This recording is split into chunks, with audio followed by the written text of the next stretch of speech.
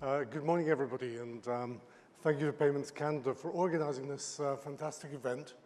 This is the first time that I've had the opportunity to stand up, not just as the leader of Vocalink, but actually as Vocalink now having been acquired by MasterCard.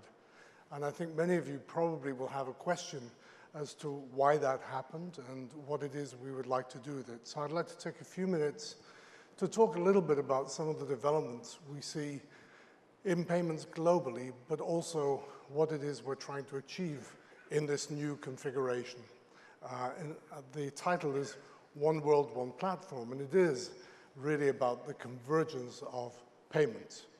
Money is money, whether it moves on a card to a merchant or whether it moves from a bank account to a bank account. We need to think about this in as holistic way as we can. Payments have definitely been evolving over the last little while. For those of you who, like me, who've been in the payments industry for a very long time, it really was viewed as the most boring part of banking, but now it's clearly a subject that's alive with a lot of attention and a lot of innovation. And some of the things that Penny mentioned a moment ago, I wholly endorse, but I wanted to talk about a few of the streams of change that we're seeing globally as we work with other parties to think about how to modernize their infrastructures. And key amongst all of these, first and foremost, is real-time. So a moment just to define what real-time means. For us, it is the ability 24/7 with no interruptions every day of the year to move money and real value from an account to an account within an instant. So it's not about just doing real-time authorization, and it doesn't require complete settlement, but good funds have to be transferred. And these projects are being undertaken throughout the world. We are currently working on about 25 different opportunities globally where there are major modernization initiatives that really will need to think about how to move an infrastructure from a very rigid one into a real-time infrastructure. And this is really being driven by the next thing, which is electronic payments growth. Of course, we all talk every day about e-commerce and m-commerce and the importance of mobile. And if you have an instant medium like mobile, how do you then connect a payment system that works with it? But I think the comments that Penny made earlier about the corporate view are perhaps equally as important in real time. As we think about manufacturers and suppliers connecting their ERP systems in an instant to each other with instant ordering and full details of all the goods that they want, why wouldn't the payment system connect instantly too? Why shouldn't we be able to aggregate and disaggregate the data in order to match the payment and to instantly reconcile it? So electronic payments growth isn't just about mobile, it's the much bigger piece of integration. And of course, as we saw last week with WannaCry, security in its many formats is absolutely vital. The more we automate this stuff, in a sense, the more vulnerable we make it. So whatever we produce needs to be secure. But the technology is moving ahead at a real pace. And in particular, one of the things it's giving us is the opportunity to do what I would describe as rich data integration. From our point of view, and the advice that we give is, there is little value in just modernizing for instant payments. What must also happen at the same time is a modernization of the data that is carried with those instant payments, so that we can start to answer important questions for the thing that I've just mentioned in trade finance, the provision of an order which requires a payment to accompany it, the partial settlement and full reconciliation of those things. How do you do that if you haven't laid into your payments infrastructure the right data architectures? Last not least, these things are very expensive, and regulators have had an enormous impact. I can tell you that in the UK, where Vocalink has its origins, that none of the modernization would have taken place without regulatory impetus. But having received that impetus, it's proved to be of enormous value to all parties. So what is changing in terms of market structures? If I take you back to Vocalink's origins about 50 years ago, Vocalink was set up for the exchange of tapes between one bank's computer system and another bank's computer system. And the way in which data was inputted to those banks was largely still on paper instruments. And over the years, it had modernized until about 10 years ago, when you could actually trigger an online payment instruction to move money from one bank to another bank. But the problem with these systems were, and this is something we see worldwide, is that we've ended up with a set of very vertically integrated payment silos. An example from the UK, which is the same across pretty much all of Europe, is we have a back structure which does debits with its own scheme company and its own system. We have a faster payment structure, we have a link structure, we have a CHAP structure, we have a check structure, and each of these in their own little vertical silo, which has made modernization very, very difficult to accomplish because a bank and all the other parties that wish to integrate need to do it silo by silo. So as we look at those economies who are looking to modernize, what we really are recommending at this point is to think carefully about a horizontal layer of innovation, because in the end, account-to-account movements, if done in real time, can be done for all payment instruments. So don't do it slice by slice. Try to create a platform for interoperability. The next big thing is that in the past, this environment was dominated by the banks. But with the advent of PSD2 and the opening up of commerce, generally through the e-commerce players, the ecosystem needs to be much wider than me just sitting at my computer and entering destination details to push a payment. What we need is truly interactive commerce, where we have two-way symmetrical payments and the exchange not just of the payment, but also of information. So, for example, if I want to go tax my car, I want to have the ability in a conversational transaction to prove and authenticate who I am by reference to my bank, to check that the car is insured, to check that it has a valid test certificate, and to make the payment in a transaction that becomes very symmetrical with multi-parties being involved. That means our proprietary standards need to go away, and many people need to be provided with open access and open standards, and the rigidity we had needs to become flexible. So how has Vocalink evolved over the years to deal with this prior to the acquisition by MasterCard? What have we done about it? Probably 10 years ago, Vocalink would only have thought about itself as being active within the blue segment shown on this chart, which is the mover of money between banks. Today, however, how we think of ourselves is that real-time is at our very core. We do have some batch capabilities so that people can deliver bulk payments into us, but we wish to execute those in real time, both for retail payments and commercial payments, but also for large value transaction systems. And we wish to bring these together through a multiple proxy identity management database. And I'll talk about that in a second when I refer to one of our implementations. But then we went way beyond the core payment system and realized that we had to do something about access and develop sets of infrastructures that would enable people who were not banks to come directly into the clearing system in order to be able to trigger transactions in a way that was secure and did not undermine trust in the system. So opening this up, first of all domestically, but now thinking about how to open up access on an international basis. We realized we had to integrate card, that's an important part of our domestic infrastructure, and make available real-time funds to card, and then went into the business of looking at data. When you think about operating a clearing system, let me give you the example that we have of our own data. We have 11 billion transactions a year and recycle GDP 3 times annually. And within that, there is a huge richness of data that you can provide in combination with banks and other players to answer very important questions.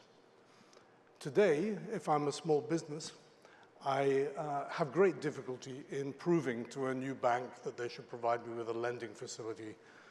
But if I were able to dig into the data that flows through every day in my business and analyze not just my incomes and outgoing, but also that of my suppliers and my customers, then you start to get a real view of affordability for corporates and for consumers.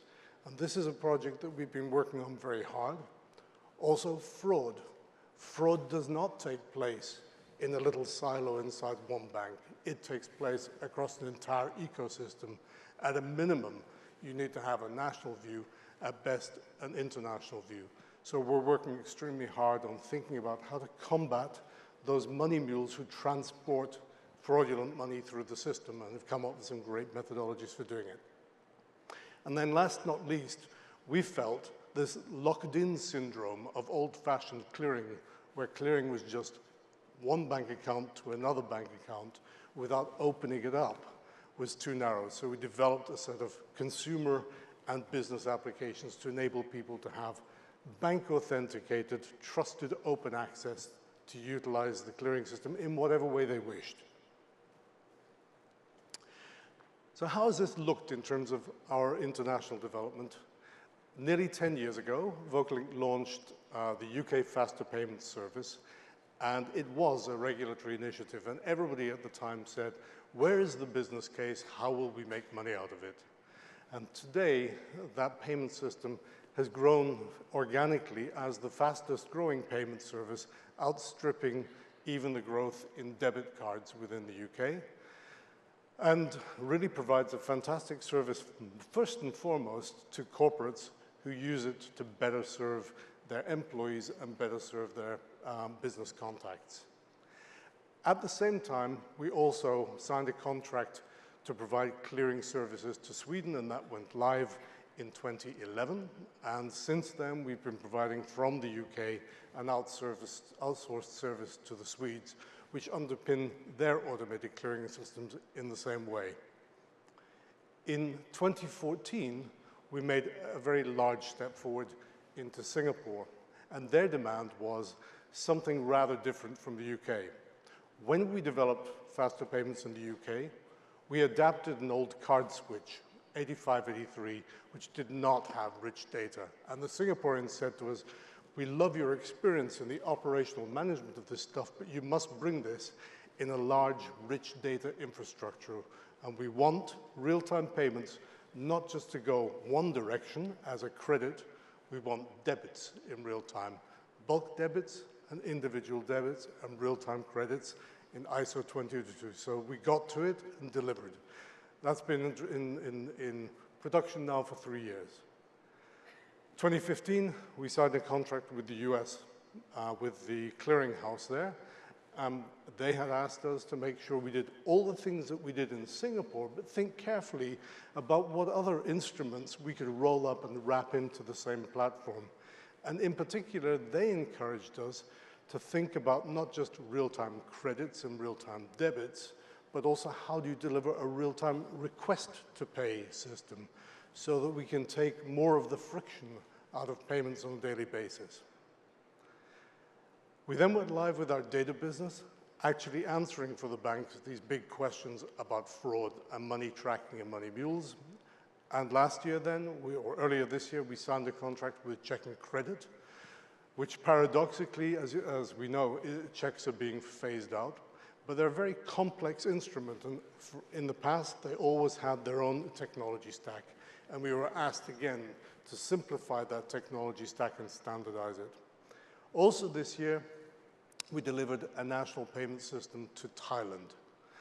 And having put this offering in front of the Thais, they said, we have a very specific problem that we wish to solve, which is about financial inclusion and making sure we drive electronic transactions throughout the entire economy. So we worked with them to establish a real national proxy. The consequence of that is that within 5 months, we now have 28 million consumers registered. And I recently visited the governor of the Bank of Thailand, who tells me that they also discovered that under the old paper systems, they've been paying 280,000 dead people that they no longer have to pay, so the system completely paid for itself. But more importantly, what this does is drives financial inclusion that lets people really transact their business lives across a very economical service. And now, just under a month ago, we've joined forces with MasterCard. So why did we decide to do that? There were several reasons. The first was that our regulator felt that a company providing infrastructure services such as us needed to operate at arm's length from the banks, so to change shareholders. And that may not be a popular thing for everybody to hear, and I may not even agree with it, but that was the original impetus. But behind that then, our board and I went on a journey to work out who would be the best custodian of what, after all, is critical national infrastructure within the UK, and who would enable this company to continue and complete its journey of international expansion and providing ever richer services. And we went through a long process and sifted through it, and at the end of that, we decided to join forces with MasterCard. Why? First of all, there was a recognition on both sides that today in developed economies, transactions connecting businesses and consumers are roughly 50-50 ACH and bank. And that the ACH side is very underdeveloped, and it needs actually a lot of investment to bring it up and make it as valuable as it really can be. We all heard from every speaker this morning about the importance of international connectivity. And from our point of view, where better to go than somebody who has already provided a way to integrate many independent infrastructures into a global footprint, and who's interested in developing new payment flows. So that was how it happened.